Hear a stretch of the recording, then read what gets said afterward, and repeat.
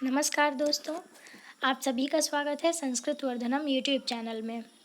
आज के इस वीडियो में हम लोग LNMU BA part 2 Sanskrit honours paper 1 में हमारा शिवराज विजय है, जो कि 30 मार्क्स का प्रश्न इससे पूछा जाता है।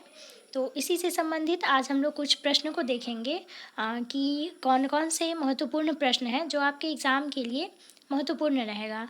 और साथ ही इसका सामान्य परिचय आज हम लोग पढ़ेंगे कि शिवराज विजय का कथानक जो है वो किस प्रकार का है और इसमें किस चीज़ का वर्णन किया गया है, इसके कवि कौन है, इन सब चीज़ों के बारे में आज हम लोग जानेंगे।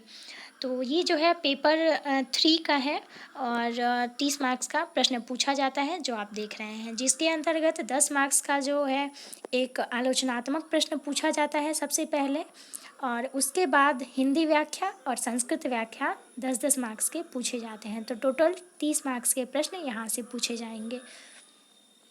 तो यहाँ पे एक प्रश्न आपको बनाना होता है आलोचनात्मक। तो यहाँ मैंने 4 प्रश्न को रखा है। इन 4 प्रश्न को कर लेने से एक प्रश्न आपके एग्ज़ाम में ज़रूर बनेंगे यहाँ से। और प्रश्न जो है वो है एक तो ये बात है कि शिवराज विजय में आपको प्रथम निश्वास पढ़ना है, ठीक है। तो यहाँ से सबसे पहला जो प्रश्न बन सकता है वो ये है कि शिवराज विजय के प्रथम निश्वास का सारांश लिखिए, ठीक है। प्रथम निश्वास में कौन कौन सी बातें कही गई हैं और साथ ही इसमें जितने भी गद्य हैं उन गद्यों का क्या मतलब है।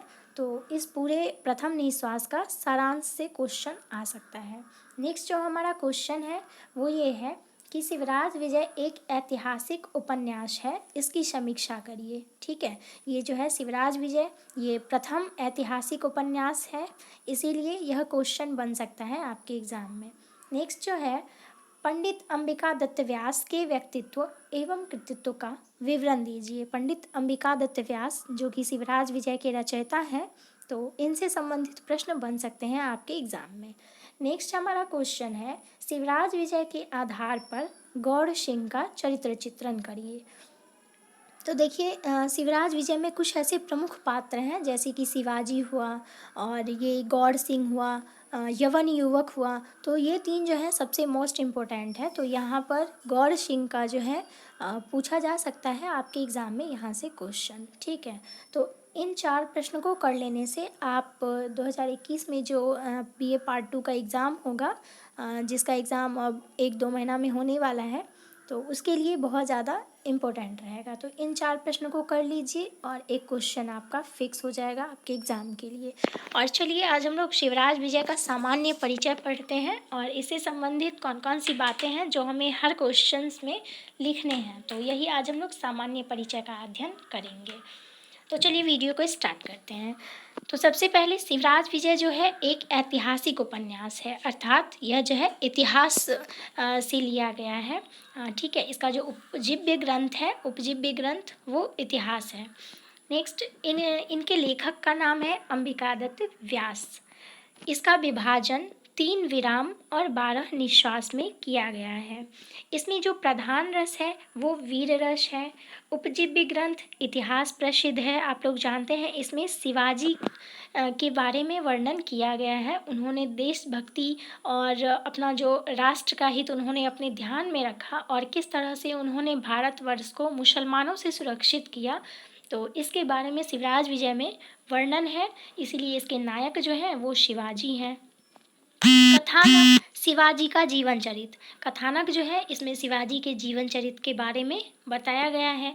प्रमुख पात्र, अब इसके प्रमुख पात्र में शिवाजी, गौड़ सिंह, श्याम सिंह, ब्रह्मचारी गुरु, योगीराज, अफजल खान, शाइस्ता खान, रघुवीर सिंह, यवन युवक, यशवंत सिंह, औरंगजेब और रसनारी है, जिसका जो और एक नाम है जो रोशन आरा है। तो इतने पात्र जो हैं वो शिवराज विजय के प्रमुख पात्र हैं। उसके बाद शिवराज विजय 1870 ईस्वी में लिखा गया था और यह काशी से 1901 ईस्वी में प्रकाशित हुआ। शिवराज विजय संस्कृत वाङ्मय का प्रथम ऐतिहासिक उपन्यास है। ये जो है लाइन सबसे ज़्यादा महत्वपूर्ण है, ठीक है। आप शिवराज विजय का क्वेश्चन लिखना जब स्टार्ट करें तो आप फर्स्ट पॉइंट इसको लिख सकते हैं कि शिवराज विजय संस्कृत वाङ्मय का प्रथम ऐतिहासिक उपन्यास है। शिवराज विजय की संपूर्ण कथा 3 विराम और 12 निश्वास में विभक्त है, यानी एक विराम में 4 निश्वास। ठीक है, तो 3 विराम और 12 निश्वास में विभक्त है। नेक्स्ट, शिवराज विजय में 2 समांतर धाराएं स्वतंत्र रूप से प्रवाहित होती है। एक के नायक शिवाजी हैं तो दूसरे के नायक रघुवीर सिंह हैं। शिवराज विजय वीररस प्रधान काव्य है और विरोधाभास व्यास जी का प्रिय अलंकार है। ठीक है, और रस और अलंकार को लिखना जो बहुत ज़्यादा महत्वपूर्ण होता है, इसीलिए आप हर एक क्वेश्चन में शिवराज विजय से संबंधित जितने भी क्वेश्चंस को करें उसमें आप लिख दें कि शिवराज विजय में वीररस प्रधान काव्य है और साथ ही विरोधाभास अलंकार जो है यह व्यास का प्रमुख अलंकार है, प्रिय अलंकार है।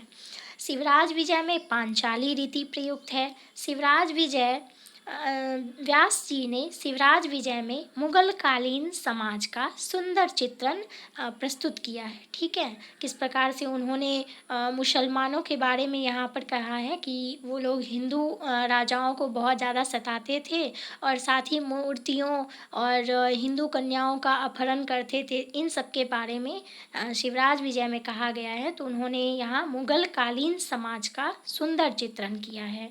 शिवराज विजय के काल में 2-2 कोष पर आश्रम बने हुए थे जो मुसलमानों की गतिविधि पर नज़र रखते थे। शिवराज विजय में मंगलाचरण जो है वो वस्तु निर्देशात्मक और नमस्कारात्मक है। ठीक है, और यह जो है शिवराज विजय का मंगलाचरण यह भागवतम के 10वें स्कंद से लिया गया मंगलाचरण है।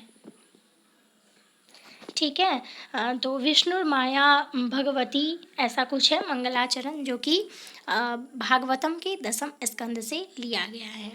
शिवराज विजय की भाषा सरल, सुबोध एवं स्पष्ट है, अतः शिवराज विजय भाषा भाव दोनों की दृष्टि से उत्तम कोटि का माना जा सकता है। और गद्य कविनांग निकषंग वदंती, ठीक है, इस कसौटी पर यह खड़ा उतरता है। गद्य काव्यों में जो है इसका प्रमुख स्थान है, इसीलिए गद्य के बारे में जो एक लाइन है, उक्ति है कि गद्य कविनांग निकषंग वदंती, यह गद्य काव्य शिवराज विजय हर एक तरह से भाषा एवं यह अपने सुबोध एवं स्पष्ट भाव सभी की दृष्टि से यह जो है एक उत्तम कोटि का माना जा सकता है। प्रथम निश्वास के अनुसार भारत की दशा का वर्णन। अब चलिए अब थोड़ा सा हम लोग जानते हैं कि इसमें प्रथम निश्वास में भारतवर्ष की दशा का किस प्रकार से वर्णन है और किस प्रकार से शिवाजी का इसमें वर्णन किया गया है कि उन्होंने अपने देश हित की भावना से किस प्रकार उन्होंने हिंदू राष्ट्र को मुसलमानों से सुरक्षित किया। शिवराज विजय एकमात्र उपन्यास है जिसमें तत्कालीन भारतवर्ष की परिस्थिति और चरित्रों का समग्र रूप से वर्णन किया गया है। ठीक है, आप लोग जानते हैं यह जो है एक उपन्यास ऐतिहासिक उपन्यास है, जो कि यह एक सिंगल ऐतिहासिक उपन्यास है। ठीक है, तो इसमें भारतवर्ष की परिस्थिति और चरित्र का समग्र रूप से वर्णन किया गया है। साहित्य समाज का दर्पण होता है। ठीक है, और इस बात के लिए हमारा जो शिवराज विजय गद्य काव्य है यह इस बात पर पूरी तरह से खड़ा उतरता है। ठीक है, साहित्य समाज का दर्पण होता है, तो शिवराज विजय को हम इस आधार पर मान सकते हैं कि वह जो है साहित्य गद्य काव्य शिवराज विजय यह समाज का दर्पण होता है, चूँकि इसमें बहुत अच्छे से दर्शाया गया है। नेक्स्ट, पंडित अंबिका दत्त व्यास ने शिवराज विजय में मुगल कालीन समाज का सुंदर चित्रण किया है। उस समय राजा अकर्मण्य और विलासी विद्वेषी थे। हिंदू जाति मुसलमानों के अत्याचार से पीड़ित थी। दूसरी ओर मुसलमानों का जो साम्राज्य था वो भारत में निरंतर बढ़ता जा रहा था। ठीक है, जो हिंदू राजा थे उनको मुसलमानों द्वारा बहुत ज़्यादा पीड़ित किया जा रहा था और उसके साथ साथ मुसलमान हिंदू कन्याओं के अपहरण और मूर्तियों के विध्वंस जो भी भगवान की मूर्तियाँ होती थी, ठीक है, हिंदुओं के लिए उन मूर्तियों के विध्वंस, पवित्र धर्म ग्रंथ का विनाश और अनाथ हिंदू के प्रपीड़न को अपना कर्तव्य समझते थे। जो मुस्लिम लोग थे, वो लोग इस प्रकार के काम को करते थे, हिंदुओं को ज़्यादा पीड़ित करना और जो हिंदू कन्याएँ होती थी, उनको अपहरण करना, इन सबको वो अपना प्रमुख कर्तव्य समझते थे, ठीक है। और हिंदू राजा मुसलमान शासकों की दासता स्वीकार कर उसकी प्रशंसा में रत थे, ठीक है। वो इस तरह से उनको पीड़ित करते थे कि हिंदू लोग उनको उनकी जो दासता थी, जो उन्होंने इस प्रकार से उनको पीड़ित किया था, उनको स्वीकार कर लिया था जो हिंदू राजा थे वे लोग, और उनकी कृपा पर जीवित थे। और वो लोग जो थे उनकी कृपा पर जीवित थे सिर्फ, ठीक है, वो लोग कुछ कर नहीं पाते थे। इस तरह से मुसलमानों ने उन्हें पीड़ित किया था।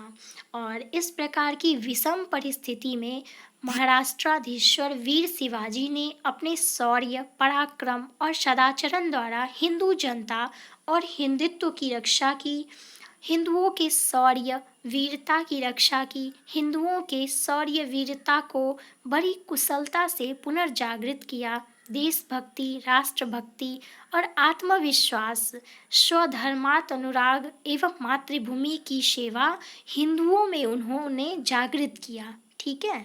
और इस प्रकार से उन्होंने हिंदुओं को जगाया, देशभक्ति, राष्ट्रहित, इन सब की भावना से ओतप्रोत कर दिया, ठीक है। तो इस प्रकार से जो है हमारा ये शिवराज विजय का प्रथम निःश्वास में मुगलकालीन दशाओं का वर्णन किया गया है, और शिवराज विजय की जो राष्ट्रभक्ति, देशभक्ति है, इन सब का समुचित रूप से वर्णन किया गया है। तो यही इसका जो था पूरा एक सारांश था जो हम लोगों ने इसको पढ़ा है, ठीक है, सामान्य परिचय था।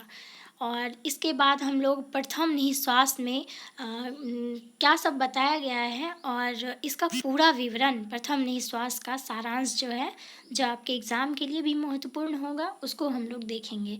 और फिलहाल आप लोग इसका अच्छे से नोट्स बना लीजिए और इसको ध्यान में रखिए, ताकि एग्ज़ाम में आप जो क्वेश्चन लिखेंगे उसमें पहले थोड़ा सा इंट्रोडक्शन में आप इन सबको दे सकें, क्योंकि ये बहुत ज़्यादा महत्वपूर्ण पॉइंट है। तो शुरू में अगर आप इन पॉइंट्स को लिख देते हैं तो एग्ज़ामिनर को जो है शुरू में जो पढ़ेगा वो तो उसको भी अच्छा लगेगा कि यहाँ पे बहुत अच्छे अच्छे पॉइंट्स लिखे गए हैं, तो उसको आगे भी मन होगा कि थोड़ा अच्छे से पढ़ें, ठीक है। तो शुरू में कुछ महत्वपूर्ण पॉइंट, अच्छे से पॉइंट देने होते हैं, तो इन सबको आप उसके लिए प्रिपेयर कर लीजिए, थोड़ा सा इसको अच्छे से नोट्स बना लीजिए। फिर हम लोग आगे 4 क्वेश्चन हैं, इसको हम लोग नेक्स्ट वीडियो में देखेंगे। और इस तरह से इसका जो हिंदी व्याख्या, संस्कृत व्याख्या करना है वो हम लोग करेंगे। और फिर हम लोग पेपर 1 में कादम्बरी है और हमारा दर्शन है, उससे संबंधित कुछ क्वेश्चंस को करेंगे। और साथ ही दर्शन से संबंधित कुछ क्वेश्चन जो है वो आपको डिस्क्रिप्शन बॉक्स में उसका लिंक मिल जाएगा, वहाँ से आप उस वीडियो को देख लीजिए जहाँ पे चारवाक दर्शन बताया गया है अच्छे से। और साथ ही नास्तिक आस्तिक दर्शन के बारे में भी चर्चा किया गया है, ठीक है। तो वहाँ से उसको देख लीजिए, एग्ज़ाम के लिए बहुत महत्वपूर्ण होगा। और डिस्क्रिप्शन बॉक्स में टेलीग्राम चैनल का लिंक दिया हुआ है, आप उसको ज्वाइन कर लीजिए, वहाँ पे जो भी आपके डाउट्स हों वो आप पूछ सकते हैं। और साथ ही कोई ऐसे पॉइंट्स हों, टॉपिक्स हों जो आपको समझ में ना आए, तो उसको भी बताइए कि आगे हमें कौन कौन से टॉपिक्स पे वीडियोस लाने हैं, तो मैं उस हिसाब से आपका जो भी क्वेरीज होगा मैं देखूँगी और आपके लिए काम करना चाहूँगी। तो ठीक है, हम लोग मिलते हैं नेक्स्ट वीडियो में, तब तक के लिए धन्यवाद।